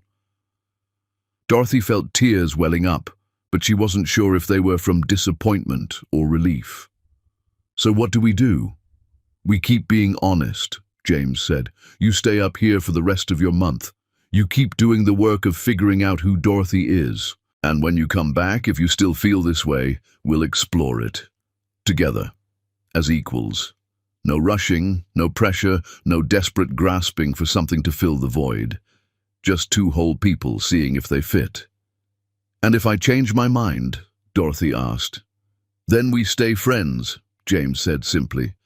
"I meant what I said before. Your happiness matters more to me than my own feelings. If being friends is what's right for you, I'll be the best friend you ever had." Dorothy squeezed his hand. "How are you real?" "Therapy and time," James said, making her laugh. "And one really good friend who taught me what unconditional support looks like." They talked until sunset, about everything and nothing. When James prepared to leave, he hugged her goodbye, and the hug felt different this time, more tender, more aware, more full of possibility and patience. "3 more weeks," he said. "You've got this." "What if I don't?" Dorothy asked. "Then that's okay too," James said. "There's no prize for healing fast. Take the time you need." After he left, Dorothy sat on the porch in the gathering darkness and thought about his words. 2 whole people, that's what he wanted. Not someone who needed saving, not someone using him to fill a void, but someone who was complete in herself and chose to share that completeness with him. She spent the next 3 weeks working on becoming whole. She hiked every day, pushing herself further each time. She read books she had been meaning to read for years. She cooked meals just for herself, elaborate dishes that took hours, learning to enjoy her own company. She wrote letters she would never send. To Dean, telling him all the things she had never said. To her father, explaining why she had chosen her own path. To her mother, telling her about the woman her daughter had become. And she wrote to herself, the woman in those early photographs who had believed love was enough. She forgave her for being naive. She thanked her for having the courage to choose love over money. She promised her that it wasn't all for nothing, that those years of pain had taught her what genuine love should look like. By the end of the month, Dorothy had filled 3 journals. She had hiked every trail within 10 miles of the cabin. She had spent entire days without speaking a word and learned that silence wasn't loneliness, it was peace. On the last morning, she packed her car slowly, saying goodbye to each part of the cabin that had become home. She left James a note on the table, next to the one he had left her. "James, thank you for this gift. I came here broken and scattered. I'm leaving here whole, or at least on my way to whole. I'm ready now, for whatever comes next, for whatever we become. But mostly, I'm ready to be me. See you in the city. Dorothy." She drove back down the mountain with the windows down, singing along to the radio, feeling lighter than she had in years. She didn't know what the future held. She didn't know if she and James would become something more or stay friends. But for the first time in her adult life, she was okay with not knowing. She was okay with just being Dorothy, whoever that turned out to be. Chapter 8. The Phoenix Rises. 6 months after leaving the cabin, Dorothy stood in front of a mirror and barely recognized the woman looking back at her. She wore a simple blue dress, her hair styled, but not overly so, minimal makeup. But it wasn't the outside that had changed. It was something in her eyes, something in the way she stood. She looked like someone who knew her own worth and didn't need anyone else to confirm it. Tonight was the grand opening of the first New Beginnings Center, the culmination of months of planning, building, and pouring her heart into something meaningful. The center occupied a renovated building downtown, 3 floors of classrooms, counseling rooms, childcare facilities, job training labs, and quiet spaces for women to just exist without judgment. "You ready?" James appeared in the doorway of the office where she was preparing. He wore a suit that somehow made him look both professional and approachable. 6 months of working closely together, of building this dream into reality, and he still made her heart skip a little when he smiled at her like that. "I'm terrified," Dorothy admitted. "What if nobody comes? What if we built all this and it doesn't help anyone? Then we'll figure out what does help and do that instead, James said. But I don't think that's going to be a problem. Have you seen the waiting list? He showed her the tablet. Over 300 women had signed up for various programs at the center: education courses, career counseling, therapy groups, legal aid consultations. The need was overwhelming. We need 10 more centers, Dorothy breathed. Then we'll build 10 more centers, James said simply. One step at a time. The opening event was everything Dorothy had hoped for and more. Women arrived with their children, with their friends, with hope written on their faces. Rachel was there, now completing her master's degree and volunteering as a mentor. She gave Dorothy a hug that lasted a long time. "You gave me my life back," Rachel whispered. "Now I get to help give other women theirs. That's a legacy, Dorothy. That's real." The mayor spoke. Local business leaders pledged support. But the moment that made Dorothy cry was when one of the women from that first support group stood up and shared her story. "A year ago, I was sleeping in my car with my kids," the woman said. "I'd escaped an abusive marriage with nothing. I didn't know where to turn or how I would survive. Then I met Dorothy at a support group. She didn't just hand me money. She didn't just solve my problems. She believed in me when I had forgotten how to believe in myself. Today, I have a job. I have an apartment. My kids are in school. And I'm studying to become a counselor so I can help women like me. That's what this center does. It doesn't save you. It gives you the tools to save yourself." The room erupted in applause. Dorothy couldn't stop crying. James handed her a tissue and whispered, "This is what it's all about. Remember this moment." After the formal presentations, Dorothy walked through the center with James, watching women explore the different rooms, sign up for programs, talk to counselors.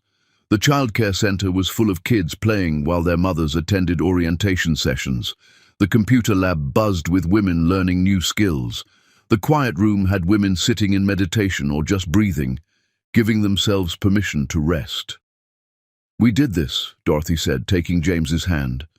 Over the past 6 months, they had moved slowly, carefully, from friends into something more. No grand declarations, no dramatic moments, just a gradual deepening of connection that felt as natural as breathing.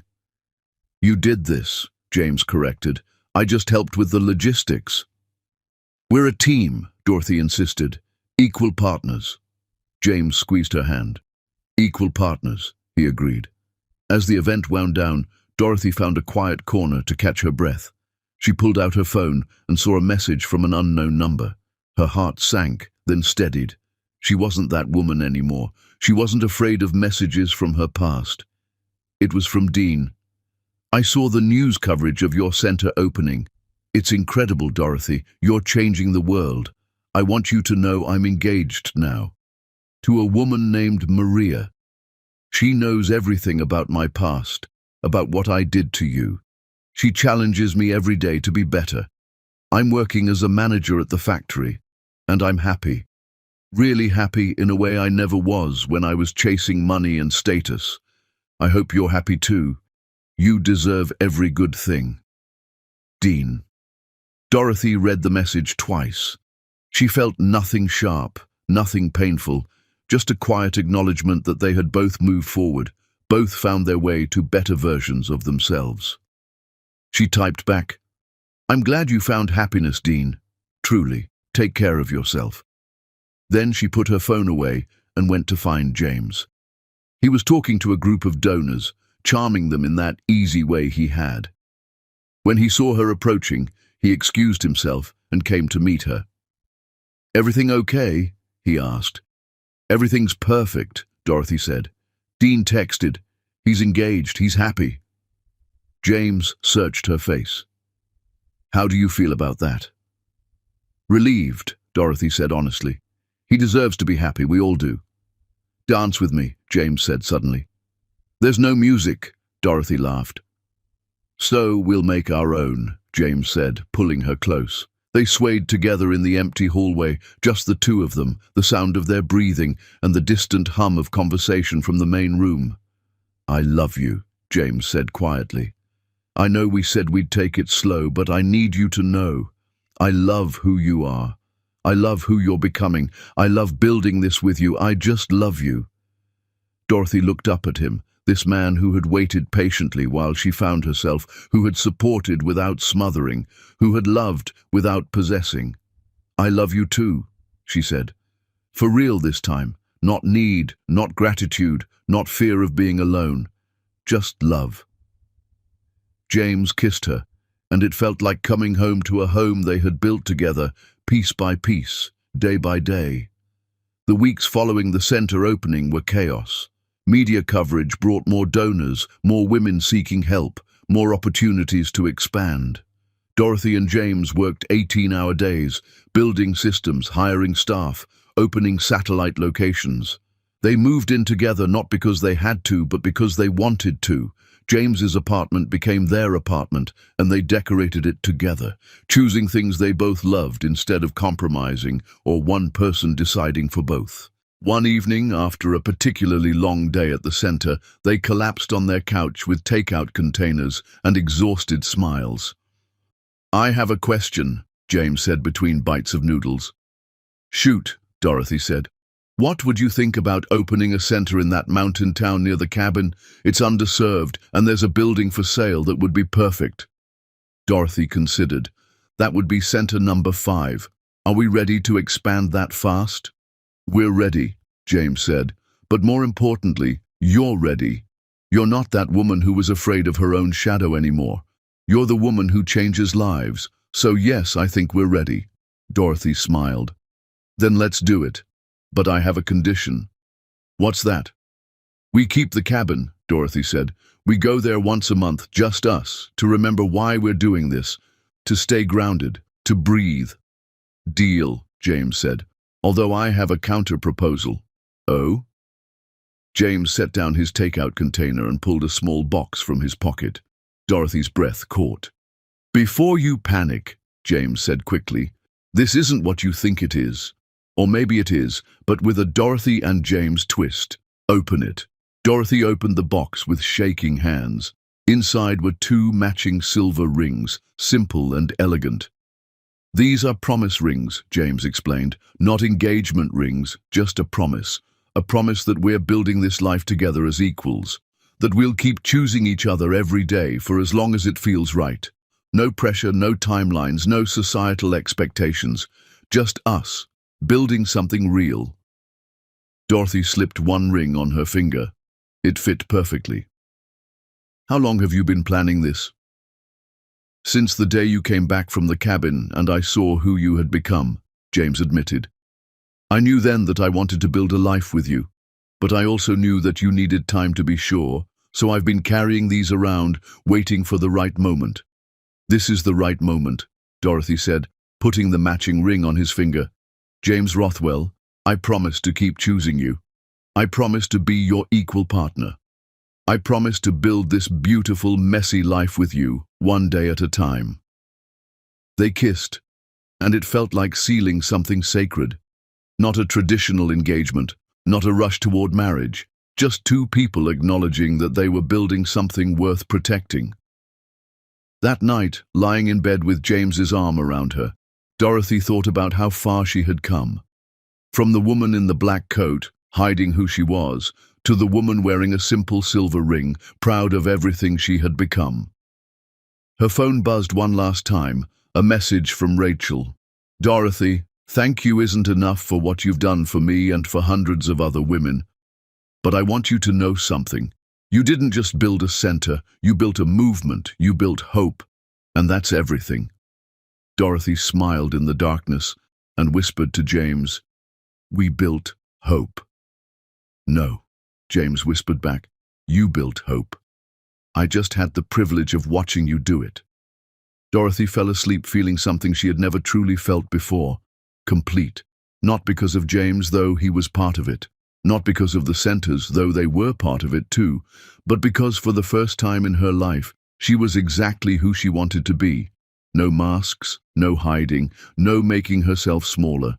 Just Dorothy, building a life worth living, with someone who valued every part of her journey. Chapter 9. The Reckoning. The invitation arrived on a Tuesday morning, delivered by courier in a cream envelope with gold lettering. You're invited to the Grand Belmore Hotel Annual Charity Gala, an evening to celebrate community leadership and philanthropic excellence. Dorothy held the invitation, her hands steady in a way they wouldn't have been a year ago. The Grand Belmore, the same ballroom where her old life had ended and her new one had begun, the same marble floors where she had walked out wearing that necklace and never looked back. "Are you going to go?" James asked, reading over her shoulder while making breakfast. "I don't know," Dorothy admitted. "Part of me wants to. But another part of me thinks it's stirring up old pain for no reason." "What if it's not about old pain?" James suggested. "What if it's about showing yourself how far you've come? Not proving anything to anyone else, just acknowledging your own growth." Dorothy turned the invitation over in her hands. "The foundation is being honored as Community Organization of the Year.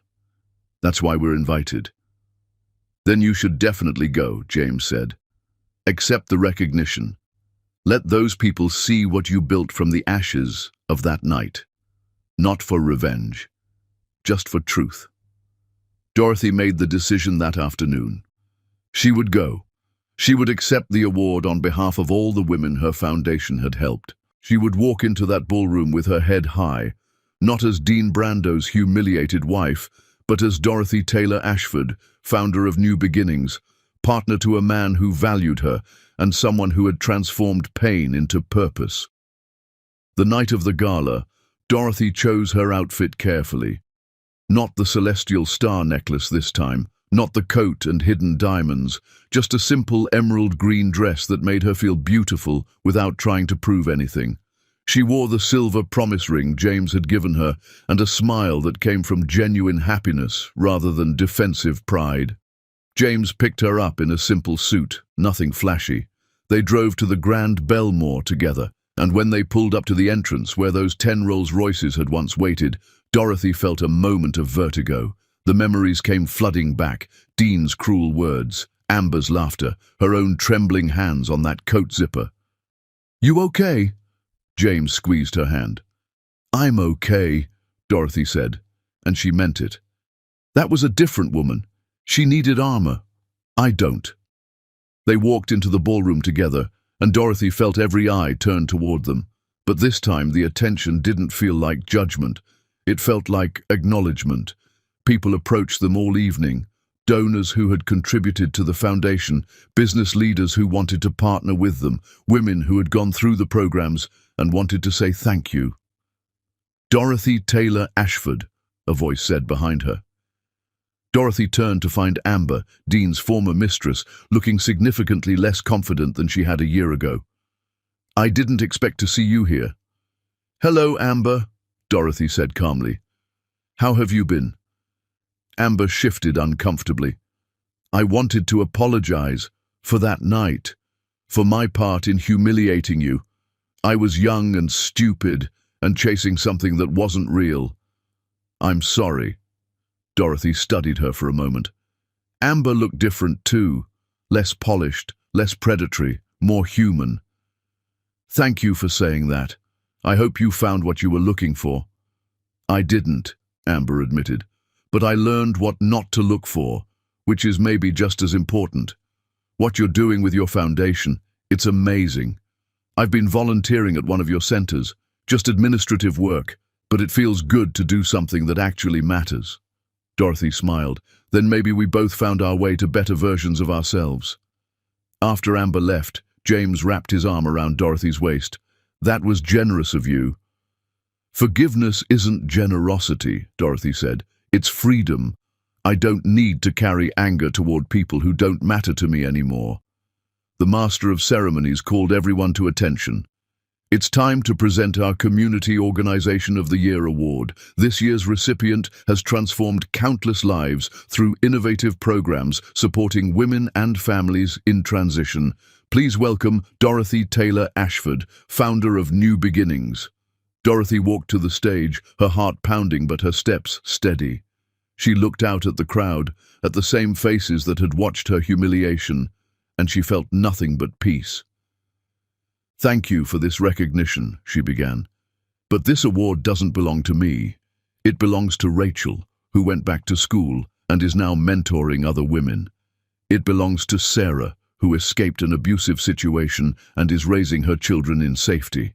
It belongs to Maria, who believed she was too old to start over and is now running her own bakery. It belongs to every woman who looked at her reflection and decided she deserved better, then did the hard work of becoming better.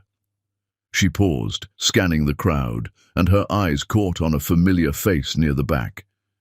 Dean stood there, with a woman beside him who must be his fiancée Maria. He looked different, humbler. He was watching Dorothy with something like pride in his eyes, and when their gazes met, he nodded once, a gesture of respect. Dorothy nodded back, acknowledging him, acknowledging their shared past, acknowledging that they had both survived and grown. Then she continued her speech. "A year ago, I stood in this room wearing an expensive necklace, trying to prove I was worth something. Tonight, I stand here wearing a simple dress and a silver ring that cost less than dinner, and I know my worth. Not because of what I own, but because of what I've built.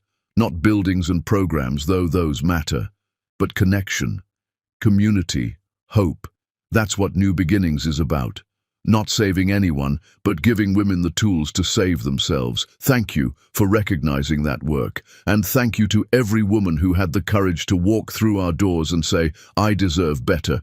You are the real heroes of this story." The applause was thunderous.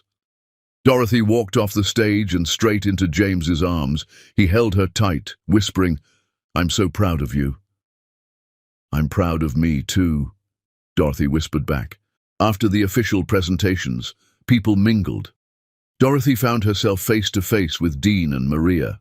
Up close, Maria was beautiful in an understated way, with kind eyes and a firm handshake. "Dorothy, this is my fiancée, Maria," Dean said. His voice was different, softer, more genuine. "Maria, this is Dorothy." "I've heard a lot about you," Maria said warmly. "Dean's been very honest about his past. I appreciate that, and I want to thank you." "Thank me?" Dorothy was surprised. "For not letting him destroy you," Maria said. "For building something beautiful instead of something bitter. You could have spent your life trying to hurt him back, but you didn't. You built something that helps people. That takes real strength." Dorothy liked Maria immediately. "He's lucky to have you." "We're lucky to have each other," Maria said, taking Dean's hand. "We're both doing the work to be better people. That's all anyone can do." Dean spoke then, his voice humble. "Dorothy, I want you to know something. I'm in therapy. I'm working on understanding why I became that person, why I needed to make you small to feel big. I'm becoming someone my kids will be proud of someday. Not the man who built an empire, but the man who learned what actually matters." "I'm glad," Dorothy said. And she meant it. We all deserve second chances, especially the ones we give ourselves. They talked for a few more minutes. Easy conversation between people who had been through hell and come out the other side separately, but similarly transformed. When they parted, Dorothy felt a final door closing. Not with sadness, but with closure. James was waiting for her at their table, and when she sat down, he pulled her close. "How do you feel?" "Complete," Dorothy said. "This was exactly what I needed. To come back here not as a victim, not as someone seeking revenge, but as someone who moved forward and built something meaningful. To face Dean and Amber and everyone who witnessed that night and show them that I'm okay. Better than okay. I'm happy." "You are happy," James observed. "It shows. You practically glow these days." "That's love," Dorothy said, kissing him softly. "The real kind. The kind that doesn't ask me to be smaller or different or anything other than exactly who I am." As the gala wound down, James stood and offered his hand. "Dance with me? This time with actual music?" They moved to the dance floor, and Dorothy rested her head on James's shoulder, swaying to the music. Around them, other couples danced, the same society people who had ignored her or pitied her or judged her. But Dorothy didn't care about them anymore. She cared about the man holding her, about the women in her programs finding their strength, about the life she was building one intentional choice at a time. "I have something for you," James said as they danced. "But I want to wait until we're somewhere more private." "Should I be nervous?" Dorothy asked. "Only if the idea of forever makes you nervous," James said, smiling mysteriously. They left the gala together, hand in hand, walking past the spot where Dorothy had removed her coat and changed her life. This time, she didn't need to remove anything or prove anything. She was already exactly who she needed to be. In the car, James pulled out an envelope. "This isn't a proposal. Well, it's a proposal, but not that kind." Dorothy opened it to find architectural plans. "What is this?" "Remember when we talked about opening a center near the cabin?" James said. "I found the perfect building. It's an old schoolhouse, beautiful bones right in the heart of town. I wanted to know if you'd like to design this one together. Make it exactly what those women need. Equal partners, equal vision." Dorothy looked at the plans, at the possibilities, at the future they were building together. "Yes, absolutely, yes." "There's one more thing," James said, pulling out a second envelope. "This is an invitation to Christmas dinner at my daughter's house. She wants to meet the woman who has her dad smiling again. No pressure, but I'd love for you to be there." Dorothy felt tears welling up, but they were happy tears. James was inviting her into his family, into his life, not as someone who needed saving, but as someone he wanted beside him. "I'd love to meet your daughter." They drove home through the city lights, talking about the center plans, about Christmas dinner, about the 1,000 small futures they were building together. When they arrived home, Dorothy stood in their apartment and looked around at their life. Books on the shelves they had chosen together, photographs from the cabin and from center openings, a life built on partnership and respect and genuine love. "Thank you," she said to James. "For what?" "For waiting for me to be ready, for not trying to save me, for loving me as an equal instead of a project." James pulled her close. "Thank you for letting me love you, for building this beautiful life with me, for being exactly who you are." They stood there in their home, two whole people who had chosen each other, and Dorothy felt something she had never felt before: certainty. Not about the future, because the future was always uncertain, but certainty about herself, about her worth, about her ability to choose wisely and love healthily and build beautifully. This was what happiness felt like, not fireworks or grand gestures or expensive jewelry. Just two people building a life together, one intentional choice at a time, surrounded by work that mattered and love that was real. Chapter 10: The Empire of Love. 5 years had passed since the night Dorothy removed her coat at the Grand Belmore Hotel, and the woman she had been that night felt like a distant memory.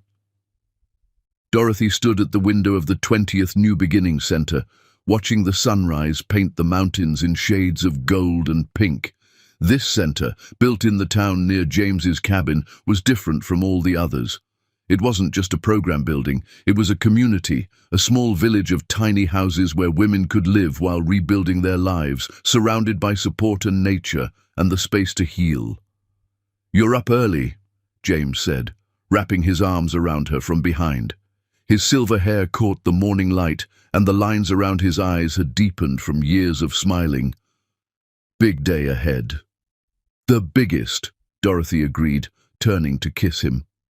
They had married 2 years ago in a ceremony at the cabin, with just family and the women from the first support group. Nothing fancy, nothing showy, just a celebration of love between equals. Dorothy had worn a simple white dress and flowers in her hair. James had cried when he saw her. She had cried when he said his vows. It had been perfect. Today was the grand opening of the New Beginnings Institute, a training facility where women who had gone through the programs could become counselors, teachers, and mentors for others. Rachel was the director, and she had built a curriculum based on lived experience rather than theory. Women helping women, creating a cycle of healing and empowerment that could sustain itself. "Mrs. Rothwell," James said, using the name Dorothy had chosen to take. Not because she had to, but because she wanted to. This time, marriage wasn't about losing herself. It was about choosing a partner and building something together. Are you ready to change the world again? I'm ready to watch other women change their worlds, Dorothy corrected. That's what this is really about.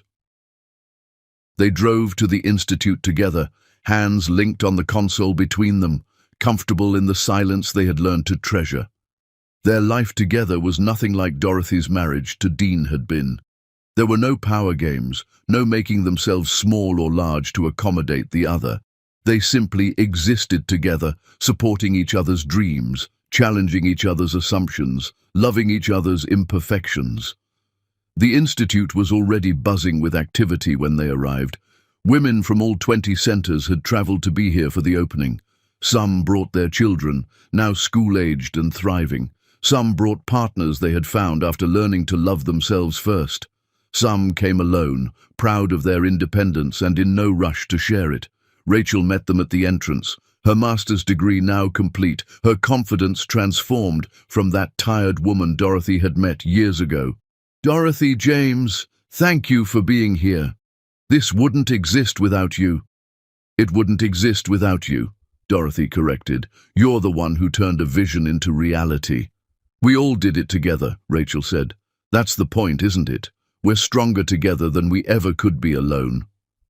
The opening ceremony was simple but moving. Women shared their stories of transformation. A former corporate executive who had been financially abused and now taught financial literacy. A young mother who had escaped with nothing and now ran the childcare program. A grandmother who had left a 40-year marriage and now mentored women twice her age through their own transitions. When it was Dorothy's turn to speak, she looked out at the faces of hundreds of women who had walked through the doors of New Beginning centers and walked out stronger, wiser, more themselves. She thought about the woman she had been, hiding under a coat, trying to prove her worth through diamonds. She thought about the journey from that night to this moment. 5 years ago, I thought revenge meant showing people what they had missed, Dorothy began. I thought it meant proving I was successful, powerful, worthy. But I was wrong. Real revenge isn't about showing anyone anything. It's about building a life so beautiful that you forget to be angry. It's about transforming pain into purpose, hurt into healing, loss into love. She gestured to the women in the room. Every single one of you is my revenge. Every time one of you walks out of an abusive situation and builds something better, that's revenge. Every time one of you teaches your daughter that she doesn't have to make herself small for anyone, that's revenge. Every time one of you looks in the mirror and sees your own worth, that's the greatest revenge of all. Because you didn't just survive, you thrived, and that changes everything. The applause was thunderous. Women were crying, laughing, hugging each other. Dorothy stepped down from the podium and was immediately surrounded by women who wanted to share their stories, their gratitude, their hope. Later, during a quiet moment, Dorothy found herself alone in the Institute's library. She had designed this room herself, making it feel like the cabin where she had learned to heal. Floor-to-ceiling windows overlooking the forest, comfortable chairs arranged in circles rather than rows, books about resilience, healing, growth, and the messy, beautiful work of becoming whole. A knock on the door made her turn. A young woman stood there, maybe 25, with nervous eyes and clasped hands. "Mrs. Rothwell, I'm sorry to interrupt. I just wanted to thank you." "Please call me Dorothy," she said, gesturing to a chair. "What's your name?" "Jasmine," the woman said, sitting down. "I've been in the program for 6 months. I left my husband because he did what your first husband did. Made me feel worthless. Made me believe I was lucky he put up with me. I saw a video of you from that night at the gala. I've watched it probably 100 times. Dorothy's chest tightened. That video still circulated online, the moment that had changed her life captured forever on dozens of phones. She had stopped watching it years ago. "What did you see when you watched it?" Dorothy asked gently. "I saw a woman who decided she was done being small," Jasmine said. "I saw a woman who chose herself, and I thought, if she can do that, maybe I can too. So I left. I came here, and now I'm enrolling in the Institute program. I want to become a counselor, I want to help other women see what you helped me see." Dorothy felt tears sliding down her cheeks. "What did I help you see?" "That I was never the problem," Jasmine whispered. "That I deserved better. That choosing myself wasn't selfish, it was survival. You gave me permission to save my own life." They talked for an hour about Jasmine's journey, her plans, her dreams. When the young woman left, Dorothy sat in the library for a long time, thinking about how one moment of courage could ripple out in ways she never imagined. That night at the gala, she had just been trying to survive. She hadn't known she was starting a revolution. James found her there as the sun was setting, painting the forest in amber light. "There you are. People are asking for you." "James, can I tell you something?" Dorothy asked. "Always," he said, sitting beside her. "I'm happy," Dorothy said. "Not just content, not just okay. Genuinely, deeply happy. I wake up excited about the day. I go to bed grateful for the life we've built. I love you in a way I didn't know love could feel. And I keep waiting for it to fall apart, for something to go wrong, because I spent so long believing I didn't deserve this." James took her hand, the one wearing both her wedding ring and the promise ring he had given her years ago. She had never taken the promise ring off, even after they married. It reminded her of the moment she had chosen to become whole before choosing to be his. "You deserve every bit of this," James said. "You built this life with intention and courage and hard work. It's not going to fall apart. And even if challenges come, because they will, we'll face them together. That's what partnerships are about." "How did I get so lucky?" Dorothy asked. "It wasn't luck," James said. "You chose to heal. You chose to grow. You chose to build something meaningful instead of staying bitter. That wasn't luck. That was you being brave enough to become the person you were always meant to be." They sat together in the fading light, two people who had found each other at the right time, when they were both ready to love as equals, rather than as needs or wounds, searching for healing. Outside, they could hear laughter from the reception, women celebrating their journeys, their futures, their freedom. "I got something today," James said, pulling out his phone. "An email from Dean." Dorothy's eyebrows rose. She and Dean rarely communicated, just the occasional update on their respective lives. "What did he say?" James showed her the email. It was brief. "James, take care of her. She deserves everything good in this world. I've watched what you two have built together, and it's beautiful. My wife Maria and I are expecting twins. I'm going to teach my daughters that women are complete human beings, not accessories. That's the best apology I can make for who I was. Thank you for being the man I should have been." Dean. Dorothy read it twice. "He's really changed." "People can," James said, "when they choose to do the work just like you did." "Just like we both did," Dorothy corrected. As evening fell completely, they returned to the reception. Dorothy's stepdaughter Emma was there with her family, her children calling Dorothy Grandma Dorothy despite no blood relation. Family, Dorothy had learned, wasn't about DNA. It was about showing up, being present, choosing each other again and again. The evening ended with a surprise. Rachel took the microphone and called for attention. "Before everyone leaves, we have one more thing. Dorothy, James, can you come up here?" Confused, they made their way to the small stage. Rachel was crying happy tears, and the entire room was smiling like they were in on a secret. "5 years ago, you helped me when I had nothing," Rachel said. "You gave me education, support, and most importantly, you believed in me. Today we're announcing the Dorothy Taylor Ashford Scholarship Fund. Every woman who graduates from the Institute will receive full funding for continued education in their chosen field. No loans, no debt, just opportunity. It's funded by donations from the thousands of women you've helped over the years. We all wanted to give back what you gave us." Dorothy couldn't speak. She looked at James, who was crying openly now, then back at the room full of women who had transformed their pain into this beautiful gift. "This is," Dorothy tried to find words, "this is everything." "This is what you built," Rachel said. "Not buildings or programs.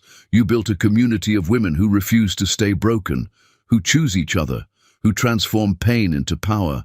This is your legacy." Later that night, Dorothy and James drove back to the cabin. They had kept it all these years, visiting once a month just as they had promised themselves. It was their place to remember, to reconnect, to breathe. They sat on the porch in the darkness, listening to the forest breathe around them. The silence wasn't empty anymore. It was full of peace, of possibility, of contentment earned through hard work and intentional choices. "Do you ever think about that night?" James asked. "The gala where it all changed?" "Sometimes," Dorothy admitted, "but not the way I used to. I used to think of it as the night I escaped. Now I think of it as the night I started becoming myself." "Any regrets?" James asked. Dorothy thought about it, about the 10 years with Dean, the pain, the humiliation, the slow death of her first marriage, about the panic attacks and the therapy and the hard work of healing, about every difficult moment that had led her here. "No," she said finally. "I wouldn't wish that pain on anyone, but I wouldn't change my journey. Every hard moment taught me something I needed to know. Every breakdown led to a breakthrough. Every ending made room for a beginning. I am who I am because of all of it, and I like who I am." "I love who you are," James said, pulling her close, "and I'm grateful every day that you chose me to build this life with." "You chose me too," Dorothy reminded him. "That's what makes it work." They sat in comfortable silence for a while. Then James said, "What do you want to build next?" Dorothy smiled. That was the question, wasn't it? Not what had she built, but what would she build next? Because life wasn't about arriving at a destination, it was about the constant creation of meaning, purpose, love. "I want to build more centers," Dorothy said. 20 more, 50 more, however many it takes. "I want to build a movement that outlives us, that keeps helping women long after we're gone. I want to build a family with you, not just us, but Emma and her kids and everyone we choose to love. I want to build memories, James. Just memories of days like today, of work that matters, and love that's real, and a life that was worth living." "Then that's what we'll build," James said simply. "Together." As they sat there under the stars, Dorothy thought about the woman she had been, standing in that ballroom in her coat, diamonds hidden beneath, worth hidden beneath, self hidden beneath. That woman had been so afraid, so small, so convinced that her value came from external validation. Now, sitting here with James, having built an empire of hope instead of an empire of revenge, Dorothy understood something fundamental. The diamond had never been in the necklace. The diamond had always been her. She had just needed to remove all the layers of other people's opinions, other people's cruelty, other people's limitations to see it. She wasn't the woman in the coat anymore. She was the woman who had removed the coat and found herself underneath. She was the woman who had chosen healing over bitterness, building over destroying, love over revenge. She was Dorothy Taylor Ashford Rothwell, founder of New Beginnings, wife to an equal partner, friend to hundreds of women she had helped, and most importantly, friend to herself. And that was the greatest revenge of all, not showing anyone else what they had missed, but becoming someone she was proud to be, building a life she was grateful to live, and loving herself enough to know she deserved every beautiful moment of it. The stars shone overhead, infinite and eternal. Tomorrow would bring new challenges, new opportunities, new moments to choose courage over comfort. But tonight, Dorothy simply existed in this perfect moment, with the man she loved and the life they had built, knowing that she was exactly where she was meant to be. She had removed her coat 5 years ago and revealed diamonds. But the real treasure had never been the necklace. It had been her courage to stand in her truth, her strength to build something meaningful, and her wisdom to know that the best revenge was simply living well, and she was living very well indeed. The end.